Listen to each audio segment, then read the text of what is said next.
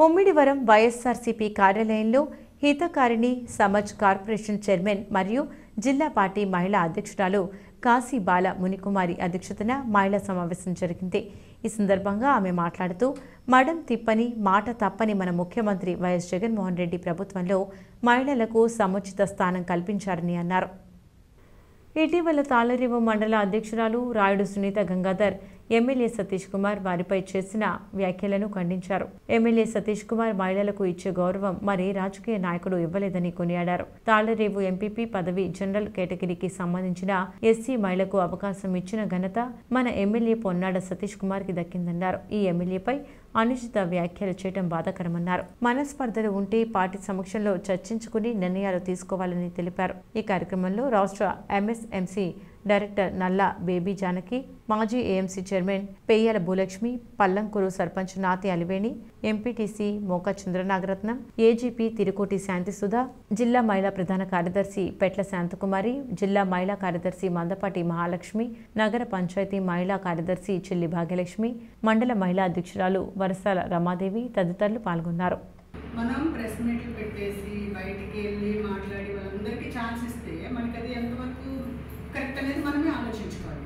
And then ఇంకొకటి ఏంటంటే ఈరోజు ముమ్మిడివరం నియోజకవర్గంలో మహిళా కార్యకర్తగా పనిచేస్తున్న ప్రతి ఒక్కరు కూడా దళిత మహిళలే, ముఖ్యంగా ఎస్సీ మహిళలు. ఇక్కడ ఇంతమంది ఉన్నాం, మేమందరం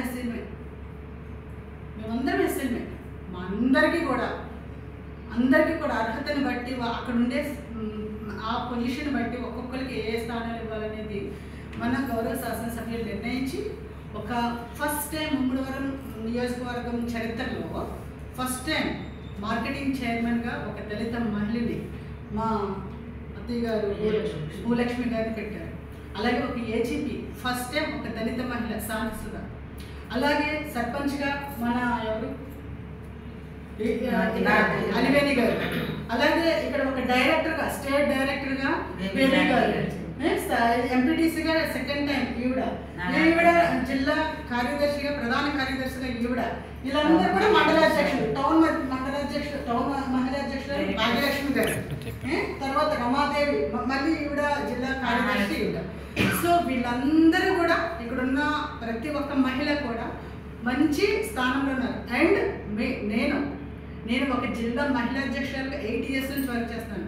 ఇప్పుడు ఎలక్షన్ టైం మళ్ళీ మొన్న కూడా ఆ మునికుమారి మహిళా అధ్యక్షురాలుగా ఉంటేనే ఇక్కడ వర్క్ చేస్తుందని ప్రత్యేకించి నన్ను మళ్ళీ జగన్మోహన్ రెడ్డి గారి ఆదేశాల మేరకు నన్ను మళ్ళీ మహిళా అధ్యక్షురాలుగా పెట్టారు. అట్ ద సేమ్ డే ఒక కార్పొరేషన్ చైర్పర్సన్గా హితకారిణి సమాజం ట్రస్ట్కి చైర్పర్సన్గా ఉన్నానంటే మరి చెప్పకుండా అవ్వదు కదా. సో మేమందరం ఇంత మంచి పొజిషన్లో ఉండి మేము అందరం కూడా సంతోషంగా ఉన్నామంటే అన్నే కారణం. దీంట్లో ఏంటంటే ఎవరో ఏదో చెప్పారని చెప్పి వాళ్ళ మాటలు విని మన కుటుంబాన్ని మనం బయట పెట్టుకోవడం అనేది కరెక్ట్ కాదురా. నువ్వు ఒకసారి ఆలోచించుకోమ్మా, ఎవరో ఏదో చెప్పారని కాదు, ముందు మనకు పార్టీ ముఖ్యం. ఎందుకంటే అన్ని కుటుంబాల నుంచి మనం బయటకు వచ్చి పార్టీ కోసం వర్క్ చేస్తున్నాం. సో ఇక్కడ ఏదైనా చిన్న ఇష్యూస్ ఉంటే మనందరం కూర్చొని డిస్కస్ చేసుకుంటే అయిపోయాయి.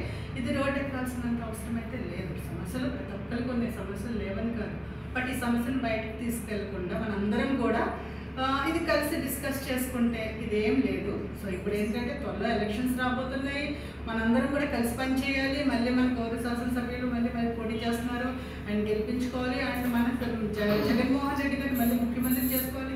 సంక్షేమ పథకాలన్నీ సక్సెస్ఫుల్గా వెళ్ళాలంటే అక్కడ రాష్ట్రాన్ని ప్రభుత్వం ఏర్పాటు చేయాలి, ఇక్కడ ఉండాలి.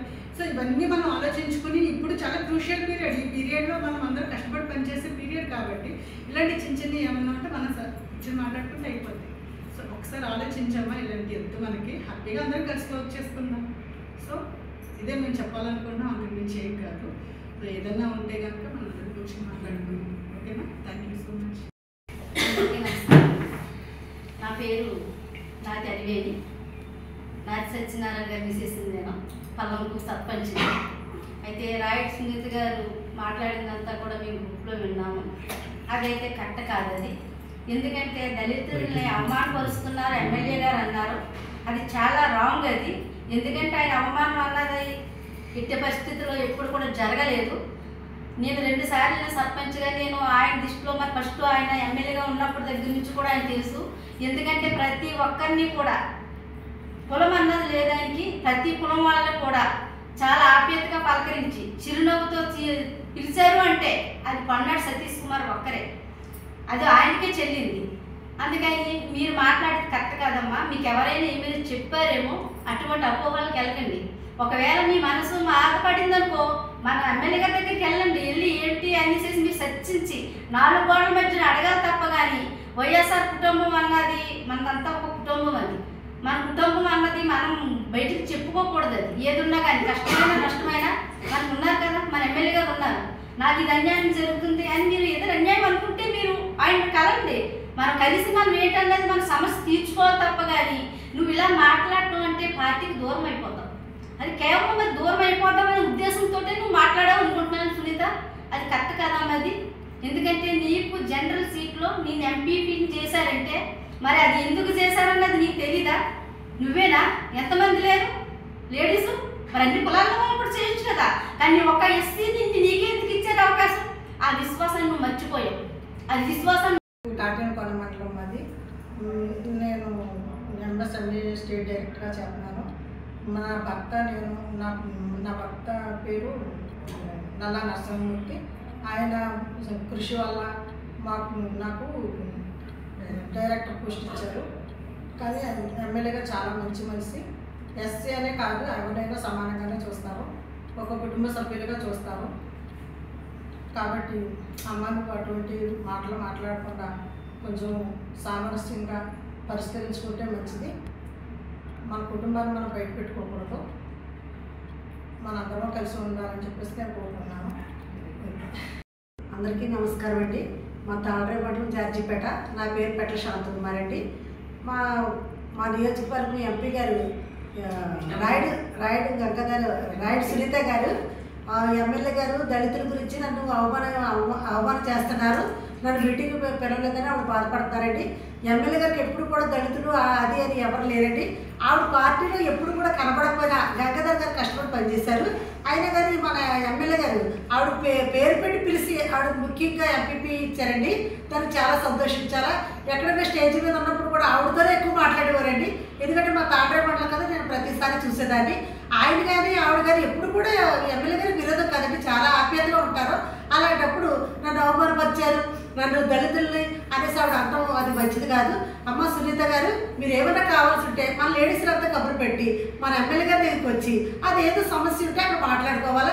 అంతేగాని మన ఎమ్మెల్యే గారి మీద అలాగా మాట్లాడతాం అస్సలు పద్ధతిగా పేరు పన్నాడు సతీష్ గారు అంటే సంస్కారానికి నిలువెత్తు నిదర్శనం.